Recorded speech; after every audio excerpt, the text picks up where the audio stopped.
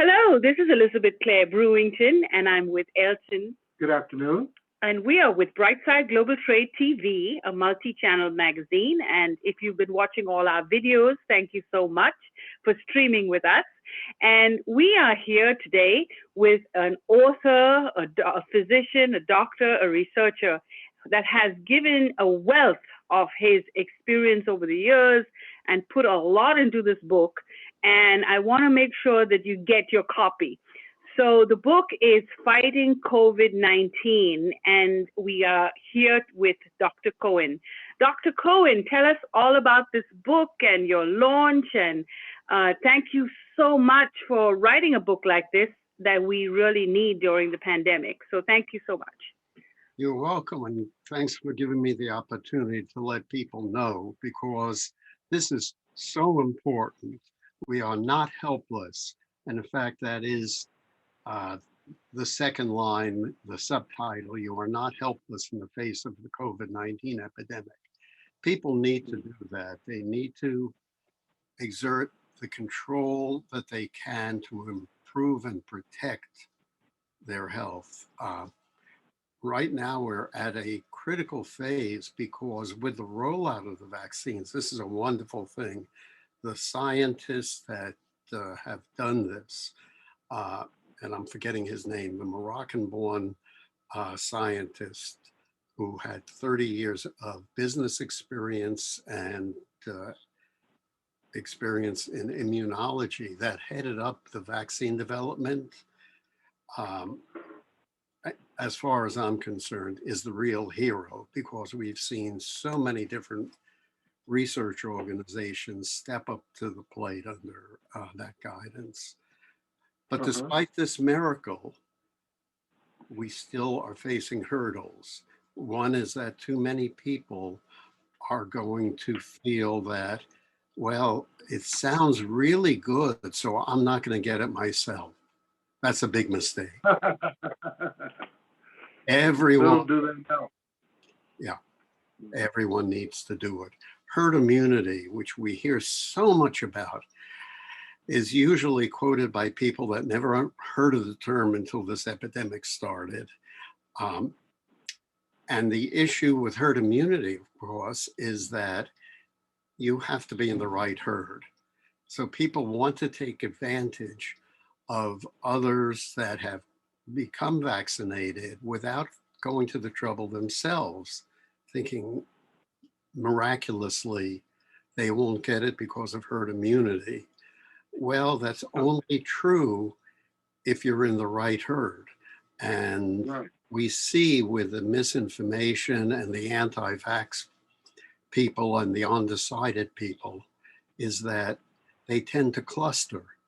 So we had an example a few years ago with a large measles epidemic that focused on people that were told through communication with one another that it was unsafe to use measles vaccine, which was totally untrue.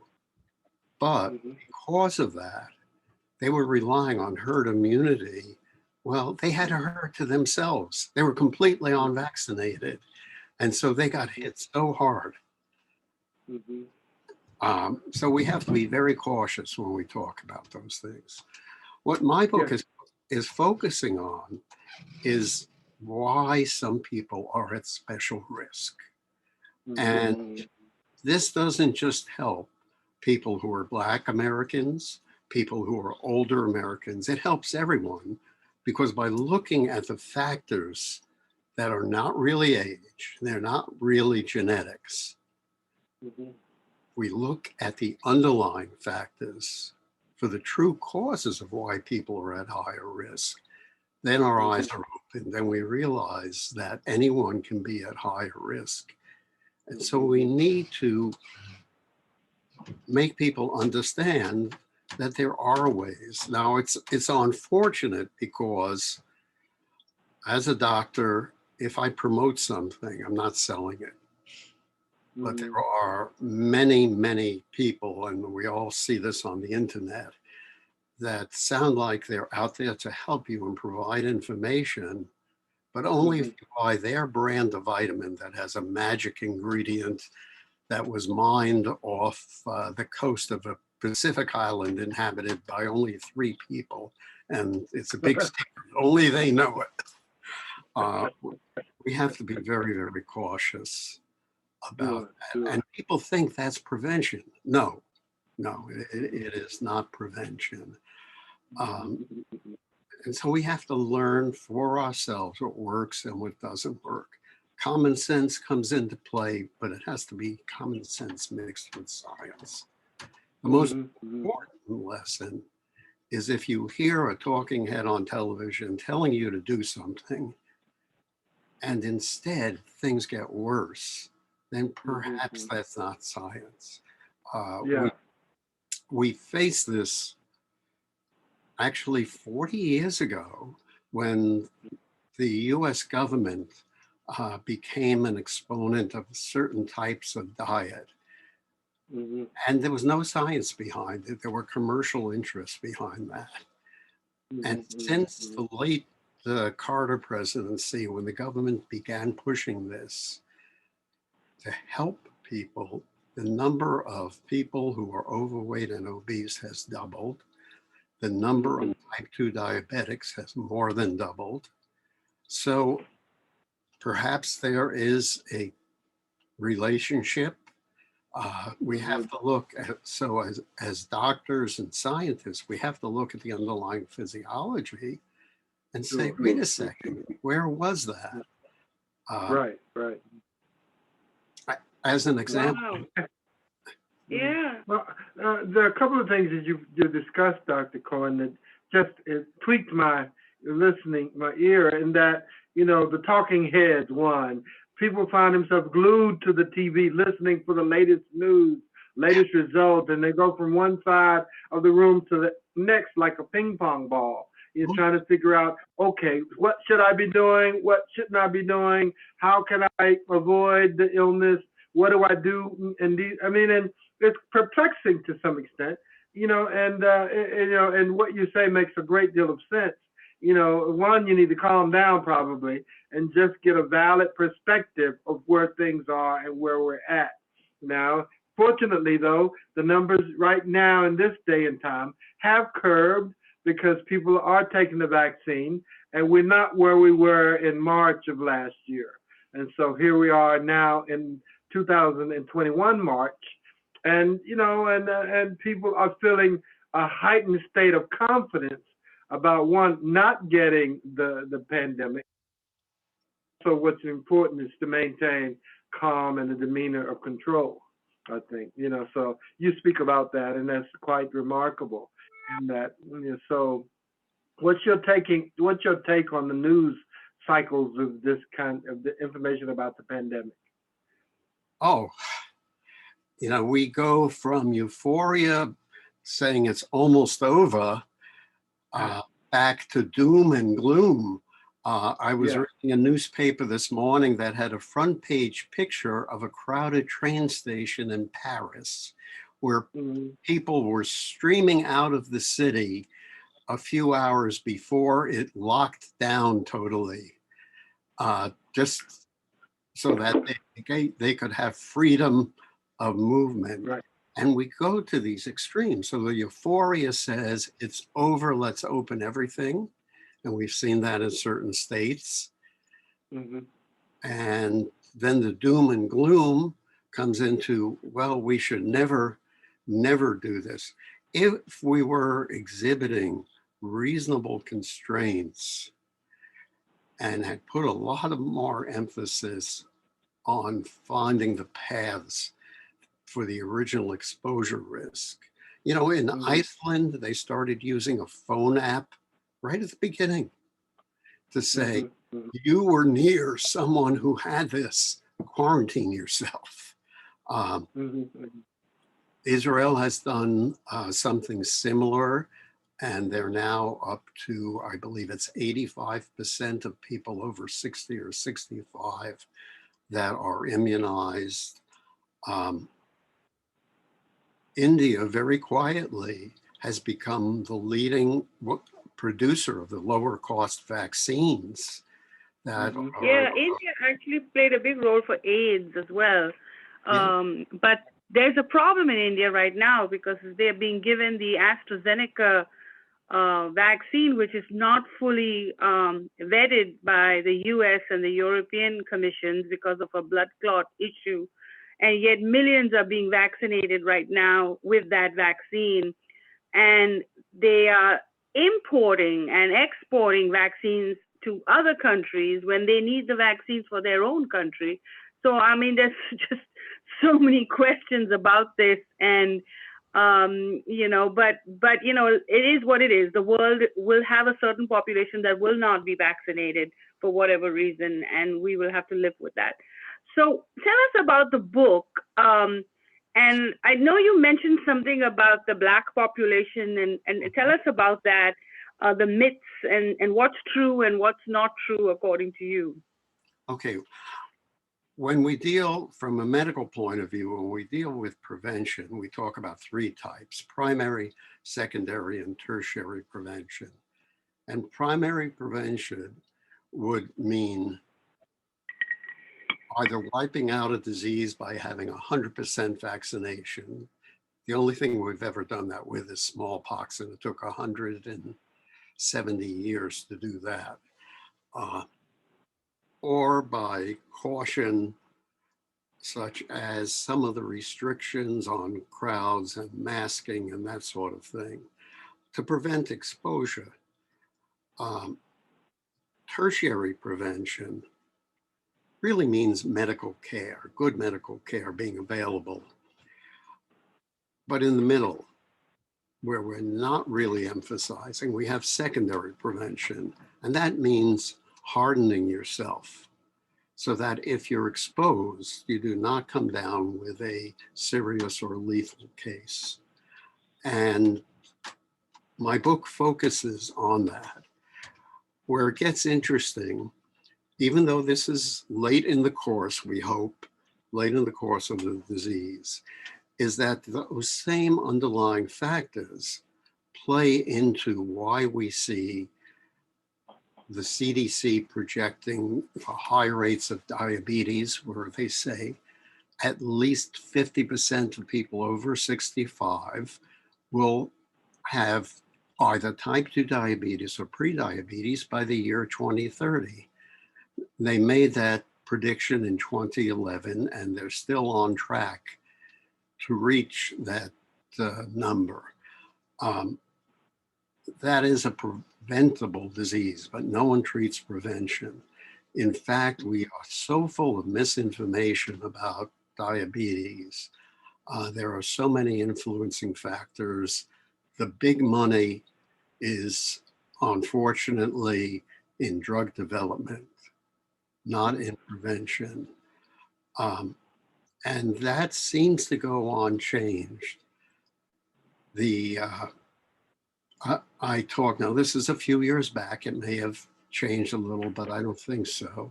I talked to the NIH, to the department that should be interested in reversing the course of type 2 diabetes. And what they said to me was, oh yes, we consider that alternative medicine. So we entered a joint venture with the department that handles alternative medicine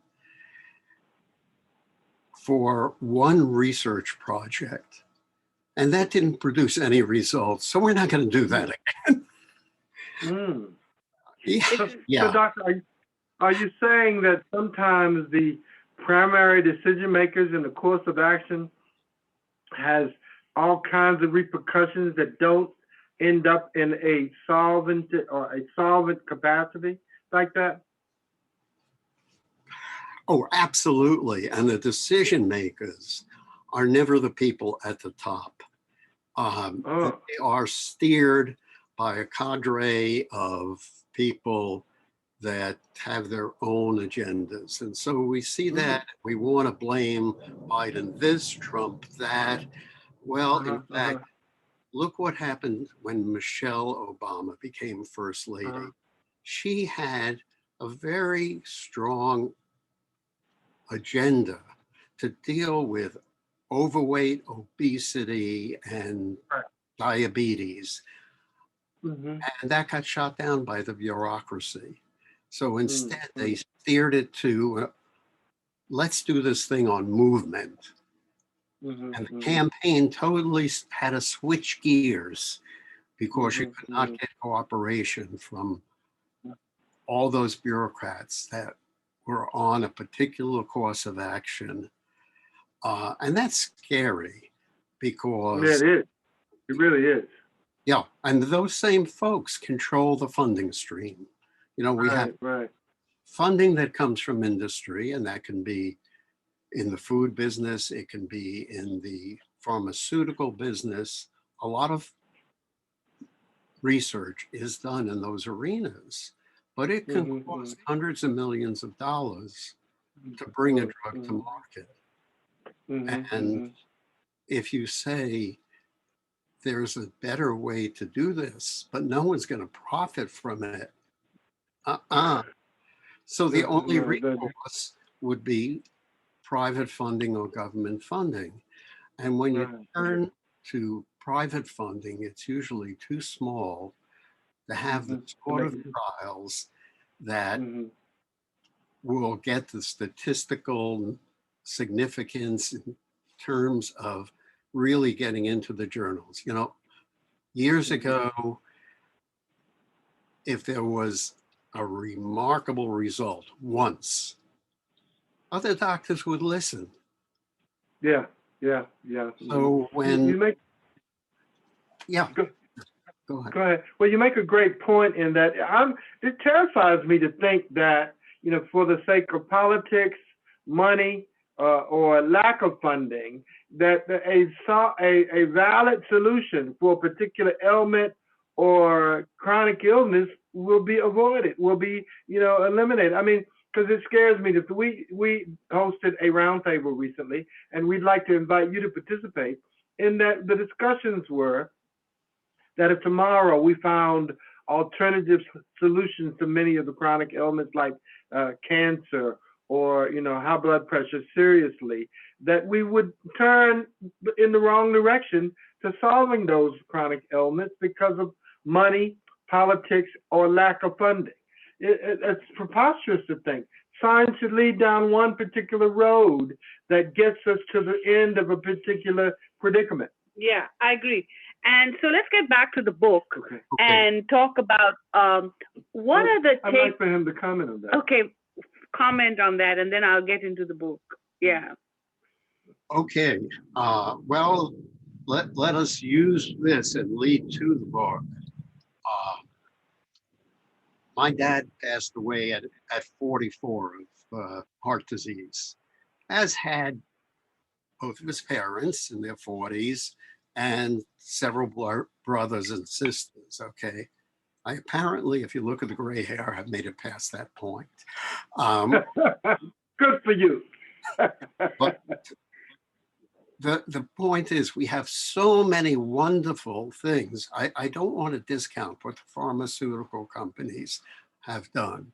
We have so many wonderful things that are available now that if someone develops a particular disease, there's a much better chance of making it today, but at what Right. cost? And so we see pharmaceutical companies develop something for very serious diseases, make a lot of money, but then as the patent is running out, they say, let's use this for trivial diseases, even though it has tremendous side effects. We turn on Huh. the TV, we're the only country other than New Zealand that allows pharmaceutical advertising direct to the consumer. And if we Mm. watch TV during prime time, how many ads do we see for pharmaceuticals? Yeah. But how many do we see that says there is, in fact, a, a different way? In the 1920s, we realized there was a different way. The problem is, and this is where it turns back to the book, we don't understand the difference between type 1 and type 2. I mean, scientifically, we do, but at a lay level, we just say diabetes. Okay. think that it's alike. So in grade school, we hear something about this, and we hear that it's too much sugar and diabetes has a cure. The cure is insulin. Well, in fact, that's true of type 1 diabetes. Type Yeah. 1 diabetes is a catastrophic attack on the pancreas and its ability to produce insulin. And so Okay. at this point in time, the only answer we have is the use of insulin in some form. There have been improvements in the variety of insulins. There have been improvements in the way we can monitor that. Mm-hmm. But in the 1920s, they didn't have that clear differentiation. They had what they called adult onset and childhood onset or non-adult onset. That gave them a clue, but that was about it. In fact, type 2 diabetes is so vastly different. It's almost the opposite of type 1, except at its end stages. Okay. So Well, go diabetes, ahead. and here's where this pertains. There's one of two things that I talk about that people can deal with. One has to do with a particular vitamin deficiency, vitamin D, and the other has to do with inflammation from insulin resistance, which is the precursor to being fully diagnosed as diabetes. So what we look at is we look at diabetes, too much sugar in the blood. Well, we've known that since Yeah. the mid-19th century. We've actually known that there was too much in the urine going back to ancient India. And the reason that I mentioned India was that that was the first nation or the first area of the world, there was many nations then, that developed the process of sugar extraction from sugar cane 2,700 years ago. It was an expensive luxury, but they had an epidemic of prameha, if I pronounce that correctly, it's a Sanskrit word, which we understand today that of the types of prameha, it means a lot of urine is being produced. Okay, just the way diabetes actually means a lot of urine is being produced. That happens when you have a very high sugar level. And modern research has shown that the old Sanskrit medical definitions, in fact, is a perfect match for today's definition of type 2 diabetes. So we saw that associated with the high sugar consumption. Now, here's the problem. That was a very expensive luxury. We didn't have as much among the common people, but we defined it by the detection of sugar in the urine. God knows who the first physician was that dipped his finger in someone's urine and tasted the sweetness. God knows who that is. But they probably, I mean, everything was done by, I don't know, simple sugar test, I suppose, glucose studies, I suppose, like that. Oh, I don't know. Back in that day, it was literally tasting, and they developed. Is that right? Yeah, they saw flies landing in pools of urine, and Right. deduced from there there's something in there, and realized that it was sugar. But the idea of spilling sugar comes on when your sugar is very high, so that your kidneys let some of it go. And the problem is that is late in the game for type 2 diabetes, very late in the game. So when they started measuring it in blood in the 19th century, yes, they could detect it in blood. So they could detect it at lower and lower levels and say, this is normal, this is abnormal.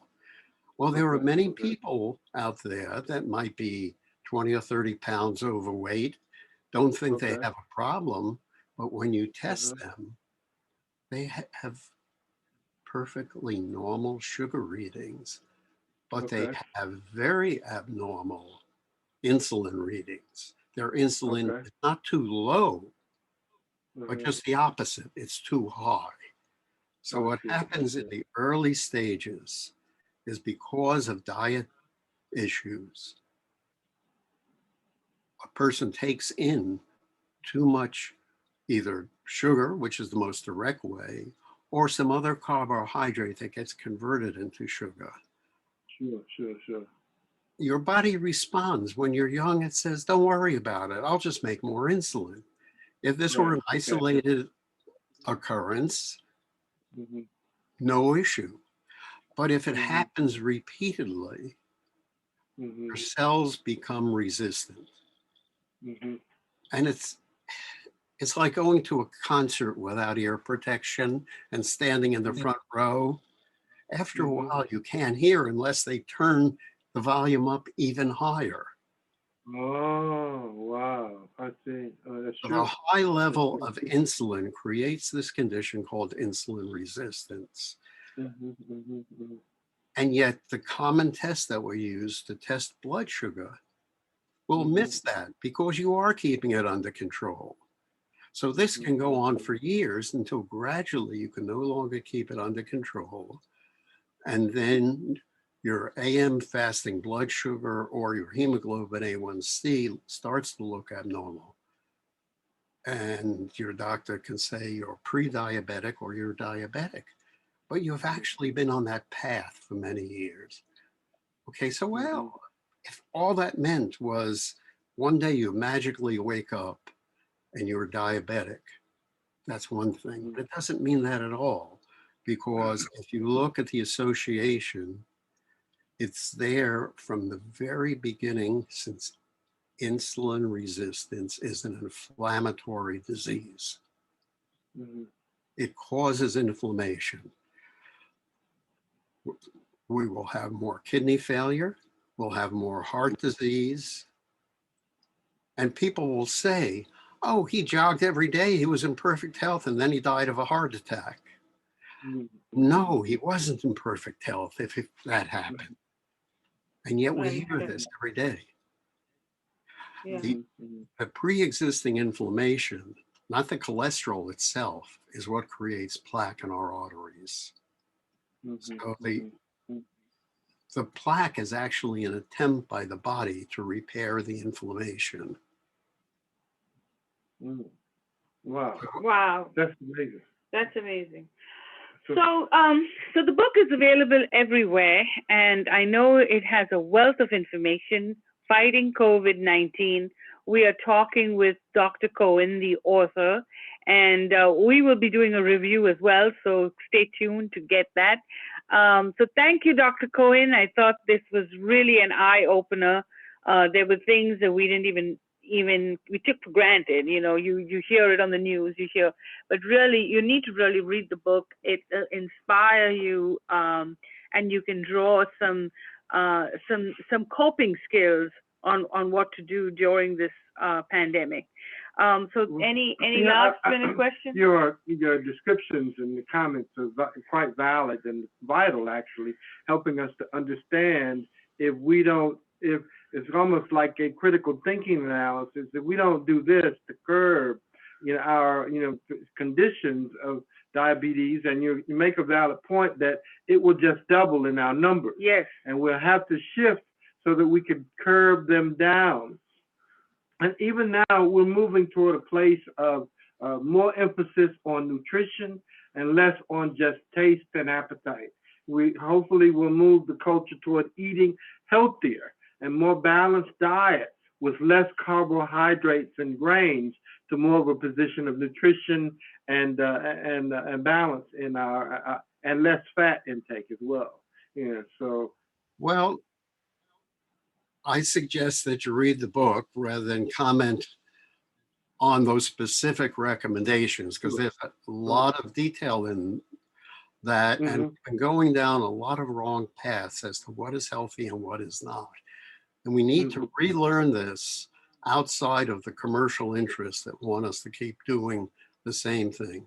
This is so important, COVID, because COVID finds two easy targets, those with a deranged immune response and those with pre-existing inflammation. And those are both things that we can change. A lot of detail in this. There's advice. This is a do-it-yourself project in terms of doing the work, but I advise getting objective numbers from your own physician and discuss in the book how to interpret it. There's some work that's come out of Oxford in their diabetic research unit that I recommend that you bring your to the attention of your personal physician when you get this testing, and that will give you something objective. What we hear now is often very non-objective, based on something someone heard from someone else the day before, and I think we can do better. Yeah, I do I completely agree as well, Doctor. I mean, we have to do better, as a matter of fact, if we're headed toward, I mean, you know, I think to myself, childhood diabetes seems like such a, I mean, there's got to be some kind of way that we adversely shift that direction, especially for kids who have this chronic ailment right out the box. And so, you know, what to do. And your insight is so important. We really are encouraged by your study and research, and we can't wait to share the book, to explore the book, and consult with you about the book.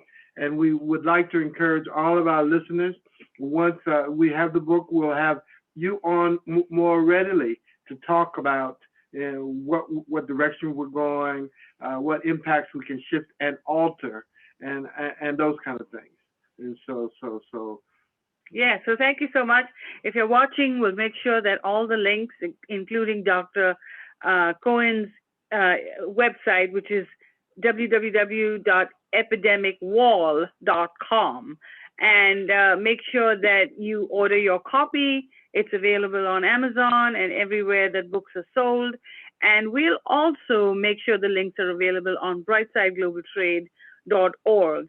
Now, if you happen to buy the book, or you happen to like this interview, write us a comment and we will give you 2 tickets to our next conference if we get the comments in 2021 and we have tickets available.